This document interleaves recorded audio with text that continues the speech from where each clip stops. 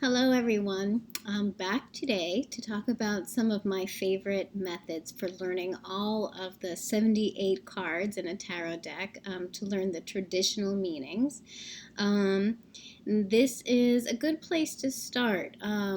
I also believe in using your intuition to determine what a card means, but I feel like your intuition has to go hand in hand with your knowledge of the traditional meanings for each of the cards.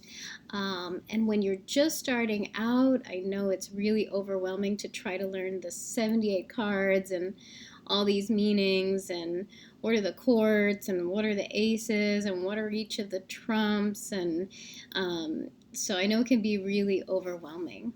There are lots of great ideas out there for ways to learn the card meanings, so I'm just going to show you a few of my favorites, ones that have worked really well for me and I know for others too.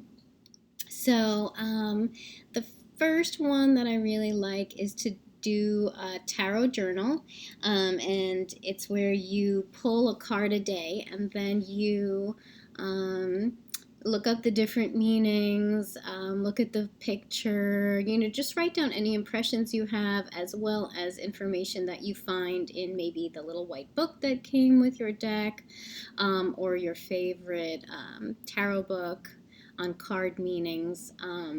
So I can show you an example here. This is, I have done a couple of these actually. So this is my latest one. So you can see I have the Seven of Cups here, and I've this was from 2 years ago. I was doing these and writing down my impressions and the meanings that I found in different places. So that's really helpful.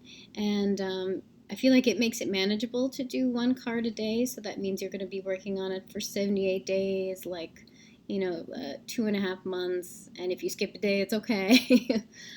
So I feel like that's a really manageable way to learn the cards.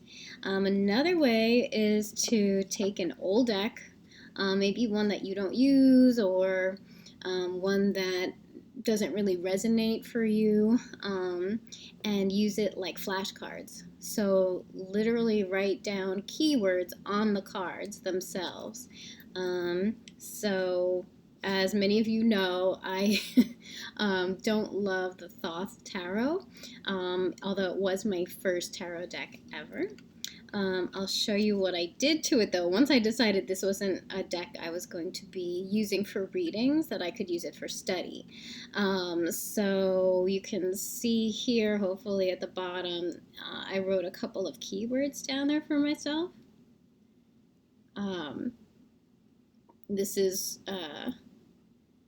an okay card in the deck, I guess.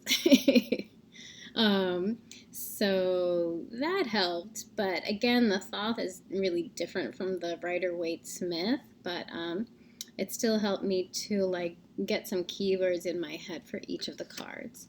And then another thing you can do is sort of learn a bit about numerology. If you Google it, or if you look in one of your favorite tarot books, I'm sure you can find a section that talks about the numbers, ace, 2, 3, up to 10, and sort of like what they mean across the suits. And that can be helpful. They're not hard and true rules that you can follow, but it kind of helps. So aces are like always beginnings, and fours are always like stability, and then fives are conflict, and tens are like resolutions or completion. So that can be really helpful to learn too. And then if you have a basic understanding of what each of the suits are, so if you know that wands are about creativity and action and inspiration, and it's the fire element, so you can sort of like put the number together with the suit, and maybe that'll help to jog your memory or help you to remember what the card means. You can also do that with the court cards. I like to think of the courts as people at different ages across the suits. So to me, a page would be a child, like an infant, up to maybe say like 12, and then the knights to me are always adolescents, teenagers, and queens are always adults, so that's a really big spread from like, say 25 to, I don't know, 60, something like that. And then the kings are elders of the deck to me. So that's really helpful for me to think about the courts that way. Another way you can think about the courts is to assign a celebrity to each court. Or just a famous person. So a lot of the time you'll see people think of the Queen of Swords as Hillary Clinton.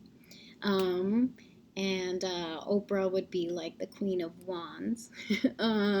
So things like that, that if you can really identify famous people to go along with each one, and that person really reminds you of that court card, then that can be really helpful. Or you can just use a person in your life who reminds you of that court card, and that can be really helpful. And the final tip that I have is to learn the Fool's Journey. And this is for the trump cards. This is for the major arcana. So if you learn the story of the Fool's Journey, which is basically that the Fool goes through all these major milestones in his life. And, you okay there, Mar? And he or she goes through these different milestones at different points in the journey. And yes, they can come in order through our lives, but not necessarily. Sometimes they can come out of order. Sometimes we'll go through the Fool's Journey a couple of times in our lives. But if you learn the story of the Fool's Journey, and I'm going to suggest that you take a look at that section in Learning the Tarot by Joan Bunning. She has an appendix where she talks about the Fool's Journey, and she even includes like the keywords that she uses in the Fool's Journey. So as you're reading this kind of story, you see the keywords that go along with each card. So that's really helpful. And I always go back to the Fool's Journey when I see a trump card come up in a reading. So that's worked really well for me. So I hope these suggestions are helpful to you as you're learning the meanings of each of the tarot cards. If you have any questions or other suggestions, please leave them in the comments below. Take care, everybody. Have a great day. Love to you all. Bye.